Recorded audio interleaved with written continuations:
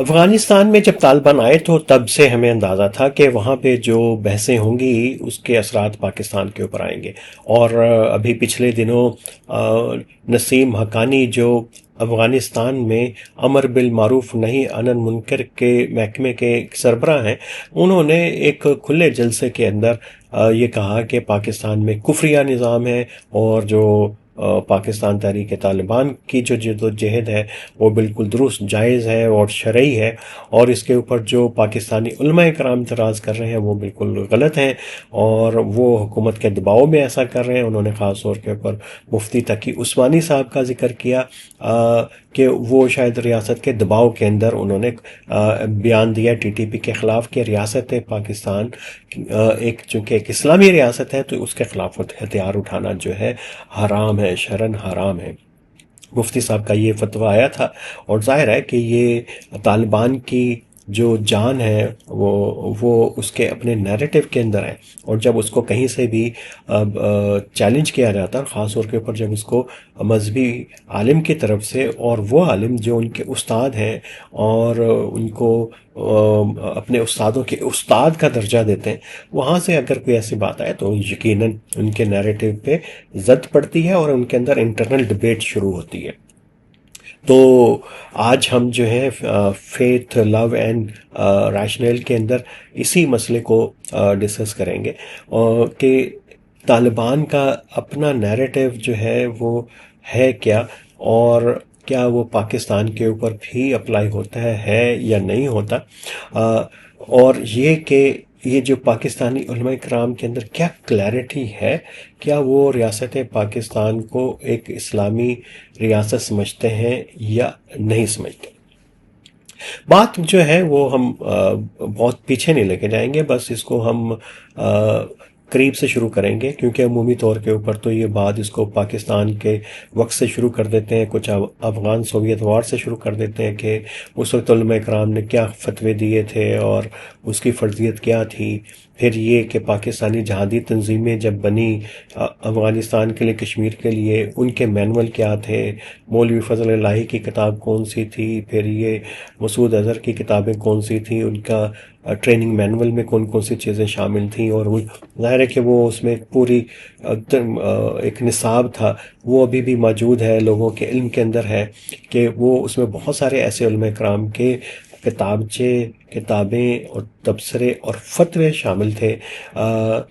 جن کی بنیاد کے اوپر پاکستان میں ایک ملیٹنسز کا ڈسکورس بنا، اور وہ کشمیر افغانستان سے لے کے وہ اب جا کے القاعدہ کے اندر بھی پینیٹریٹ کیا، آئی ایس نے بھی اس سے بڑے انفلوئنسز لیے، اور ظاہر ہے کہ ٹی ٹی پی تو یہ پیداوار ہی اسی نیریٹو کی ہے جو ایک دور میں ریاست پاکستان نے اور اس کے ساتھ اس کے حامی علماء کرام نے اس کو پروان چڑھایا، اور ظاہر ہے کہ ریاست کی پالیسیاں جو ہیں وقت کے ساتھ ساتھ چینج ہوتی رہتی ہیں، خاص طور کے اوپر ہم بات کرتے ہیں بار بار کہ پاکستان جو ہے اس کے اندر کئی جو ہے ٹینڈنسیز ہیں، یہ ریویژن اسٹیٹ بھی ہے کسی حوالے سے،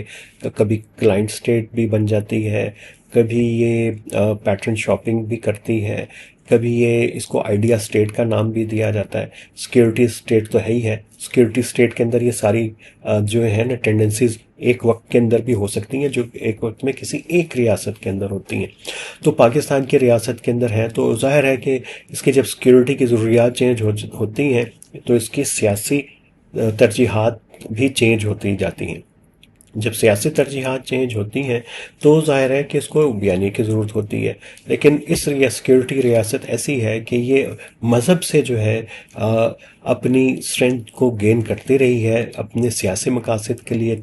تصویراتی مقاصد کے لیے، اس کے اوپر تو لمبی ڈیبیٹس ہیں، ہم اس کی بھی بحث میں ہم نہیں جا رہے، لیکن چونکہ یہ ریاست کی سرپرستی میں ہو رہا تھا، اور جب ریاست نے 9/11 کے بعد جنرل مشرف کے دور میں جو ہے پاکستان نے یو ٹرن لیا، اور تو بہت ساری جہادی تنظیمیں جو ہیں انہوں نے اس کو ماننے سے انکار کر دیا، پاکستان میں دہشت گردی شروع ہوئی، وہ لوگ جو ہمارے اداروں کے بہت قریب تھے وہ جو ہیں انہوں نے ریاست کے خلاف ہتھیار اٹھا لیے، تو یہ تمام سلسلہ چل رہا تھا، اور اسی وقت سے جو ہے یہ ڈیبیٹ شروع ہو گئی تھی پاکستان میں کہ پاکستان کا جو آئین ہے وہ اسلامی ہے یا نہیں ہے۔ اور یہ کہ کیا ریاست کے خلاف خروج کرنا چاہیے یا نہیں کرنا چاہیے، اس میں جو آرگومنٹ چل رہے تھے کمزور سے پاکستانی علماء کی طرف سے کنڈیشنل فتوے آتے تھے جامعہ اشرفیہ، اور اس طرح سے ایک مولانا حسن جان تھے پشاور میں جن کو طالبان نے مار دیا، ان کے ہاں کلیئرٹی تھی کہ نہیں، یہ پاکستان میں دہشت گردی حرام ہے۔ تو ان کے علاوہ بڑے گو مگو کی کیفیتوں میں رہے پاکستان کی جو ریلیجیس کلرجی ہے، اور بہانے تراشتی رہی، اور دوسری طرف سے ایمن الظواہری کا کتابچہ اور دیگر ان کے جو دلائل آتے رہے، ان کے الحتین اور اس طرح کے جو میگزین تھے، اور وہ بڑے حیران کن بات یہ ہے کہ یہ ان کی پبلیکیشن اسلامک یونیورسٹی میں، قائد اعظم یونیورسٹی کی لائبریریز میں بڑے کھلے عام دستیاب تھیں۔ نوائے افغان جہاد اور یہ تمام جو پبلیکیشن اتنی عام تھیں کہ بندہ حیران ہوتا ہے کہ آپ ایک طرف وار آن ٹیرر لڑے میں ساتھ تھے امریکہ کے، اور دوسری طرف وہ انہی جو دہشت گرد گروہوں کا لٹریچر جو ہے سر عام یہاں پہ ملتا تھا، اور وہیں سے ہم ایک دور کے اندر کلیکٹ بھی کرتے تھے لائبریری سے، بک سٹال سے اسلام آباد کے۔ چلیں، یہ تو ایک درمیان میں ایک بات آ گئی، لیکن یہ کہ یہ ڈبیٹ چل رہی تھی، اور ان کا جو موقف تھا وہ ٹی ٹی پی جب 2007 میں بنی اس سے پہلے القاعدہ تھی اور مختلف گروہ تھے، باغی گروہ تھے، وہ انہی نیریٹو کو لے کے جو 80s اور 90s کے اندر ریاست کی سرپرستی میں علماء کرام نے جو پروان چڑھائے تھے، جس میں مفتی تقی سوانی بھی شامل تھے۔ اب ریاست کی ضرورت بدل گئی تو 9/11 کے بعد تو ان کو خاصا دھچکا لگا۔ پھر ای پی ایس ایک ایسا واقعہ ہے کہ جس نے پھر پاکستان کی اسٹیبلشمنٹ نے فیصلہ کیا کہ اب جو ہے اس کوئی ایسا نیریٹو بنانا پڑے گا جو کوئی اس کو ایکسپلائٹ اور ہائی جیک اس کو نہ کر سکے۔ علماء کرام کو اکٹھا کیا، ان کے ذریعے یہاں پہ مشاورت ہوئی، پیغام پاکستان کے نام سے ایک فتویٰ اور ایک اعلامیہ جو ہے وہ جاری کیا گیا، اور اس کے اندر کہا یہ تمام چیزیں اس کے اندر ہیں کہ ریاست کے خلاف ہتھیار اٹھانا جو ہے شرعاً خلاف ہے، پاکستان ایک اسلامی ریاست ہے، یہاں کے جو ریلیجیس مائنورٹیز جو ہیں ان کے حقوق کے تحفظ کی اس کے اوپر بات کی گئی، وہاں پہ اس میں سیکٹری منافرت کے خلاف بات کی گئی، پاکستان کے آئین کو جو ہے وہ مقدم گردانا گیا۔ لیکن یہ جو پورا پیغام پاکستان تھا یہ صرف 1800 علماء کرام کے سائن تھے، اس میں بھی شروع میں، اس میں سے بھی ایسے مشکوک سائن تھے کہ اس میں بہت سارے جو ہے پہلے ہی مر چکے ہوئے تھے، اور ان کے سائن وہاں پہ موجود تھے ان کے نام سے۔ اس کا مطلب کہ منورنگ ہو رہی تھی، وہ اس لیے امپورٹنٹ ہے کہ یہ شاید کوئی دل سے کوئی کاوش علماء کرام کی طرف سے نہیں تھی، ریاست چاہتی تھی کہ ایک فتویٰ آ جائے، اور اس کے بعد ریاست نے پھر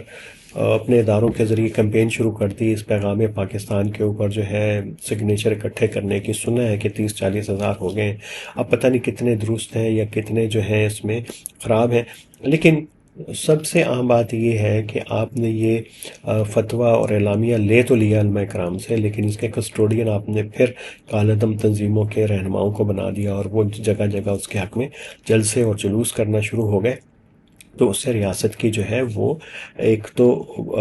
نیریٹو کو فائدہ ہونے کے بجائے مزید نقصان پہنچا، اور دوسرا جو ہے ان کو ٹی ٹی پی اور اس طرح کے جو دہشت گرد حلقے تھے انہوں نے اپنے آپ سے ڈیٹیچ کر دیا کہ یہ واقعی ریاست کے کیمپ کے لوگ ہیں، تو ایک واضح لکیر جو ہے ان کے درمیان میں آنا شروع ہو گئی۔ اب طالبان کا یہ کہنا کہ ریاست میں کفری نظام ہے، یہ وہی بات ہے جو پاکستان کے علماء کرام افغانستان کے بارے میں کہتے رہے، اور یہی آرگومنٹ ہے کشمیر کے بارے میں۔ مجھے یاد ہے کہ جماعت اسلامی کے امیر عبدالرشید رابی صاحب تھے کشمیر کے، ان سے ایک انٹرویو میں صحافت کے دنوں کے اندر، تو ان دنوں میں یہ لیٹ 90s میں اس طرح کی ڈبیٹس ہونا شروع ہو گئی تھی میڈیا کے اندر، کہ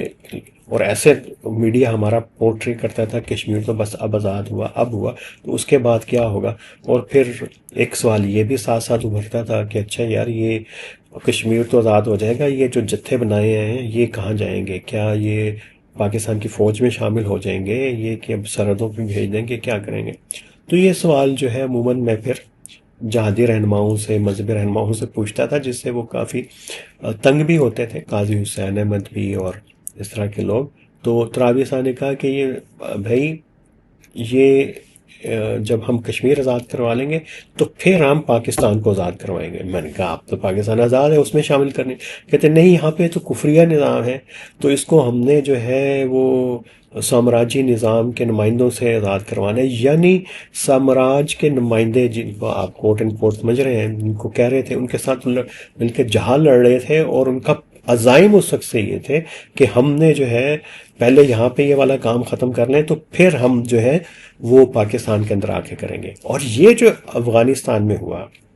اشرف غنی کی حکومت گئی، پاکستان نے طالبان کی موومنٹ کو سپورٹ کیا، یہی بڑا اسٹریٹجک ایرر تھا ریاست پاکستان کا، کہ اس کو اسیسمنٹ کہ طالبان جو لڑ رہے تھے وہاں پہ، بے شک وہ افغان تھے یا پاکستانی تھے ایک ہی وقت میں، اس وقت بھی پاکستان کے خلاف یہ لڑ رہے تھے، اس وقت بھی افغان طالبان پاکستان میں پناہ بھی لیے ہوئے تھے، پاکستان کے کا کھاتے بھی تھے، یہاں پہ پیتے بھی تھے، مدد بھی لیتے تھے، لیکن پاکستان کے خلاف جنگ جتھوں کو سپورٹ بھی کرتے تھے، کبھی کئی صورتوں میں خود بھی یہاں دہشت گردی کے اندر شامل رہتے تھے۔ تو اس کی وجہ وہ نیریٹو ہی تھا، وہ پاکستان کے نظام کو، حکومت کو، ریاست کو بھی ویسے ہی سمجھتے تھے کہ جیسی افغانستان میں ہے، اور اس وقت بھی یہ بات ہوتی تھی کہ پہلے ہم اس کو آزاد کریں گے پھر پاکستان کو کریں گے۔ تو طالبان کے ہاں کوئی جو ہے دو رائے نہیں ہے ان کے نیریٹو کے اندر، ٹی ٹی پی کے اور طالبان کے۔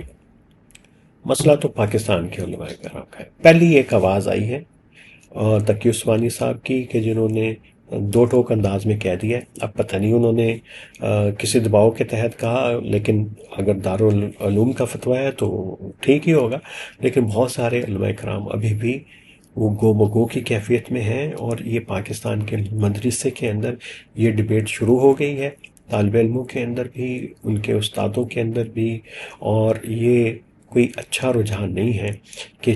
چھوٹی چھوٹی جو ٹریگر ہوتی ہے وہاں سے شرنیاں افغانستان سے، ان کے اوپر یہاں پہ ایک سیریس ڈبیٹ جو ہے، ایکڈیمک ڈبیٹ شروع ہو جاتی ہے۔ اب ریاست کو بھی جو ہے وہ پیغام پاکستان سے آگے جانا چاہیے۔ وہ ایک فتویٰ تو ہو گیا، اس پہ بہت پیسے بھی لگائے، اس کے اوپر بہت توانائیاں بھی لگائیں، لیکن مولوی کو قائل نہیں کر سکے، اور مولوی ابھی بھی نسیم حقانی کے نیریٹو کے چنگل میں پھنس جاتا ہے جب وہ چھوٹا سا بیان دیتا ہے۔ اس دن کے بارے میں سوچئے کہ جس دن ملا حکیم جو سپریم کورٹ کے جج ہیں افغانستان میں اور کلوز ہیں ملا ہیبت اللہ کے، جو آرکیٹیکٹ ہیں طالبان کے شرعی نظام کے، انہوں نے کوئی بات کر دی تو پاکستان میں بھونچال آ جائے گا، اور ہیبت اللہ نے کوئی اس طرح کی بات کر دی تو پھر تو آسمان ہی جو ہے پھٹ پڑے گا۔ تو یہ کوئی بہت ہی ڈیلیکیٹ سچویشن ہے پاکستان کے لیے، وہ آسان نہیں سمجھیے،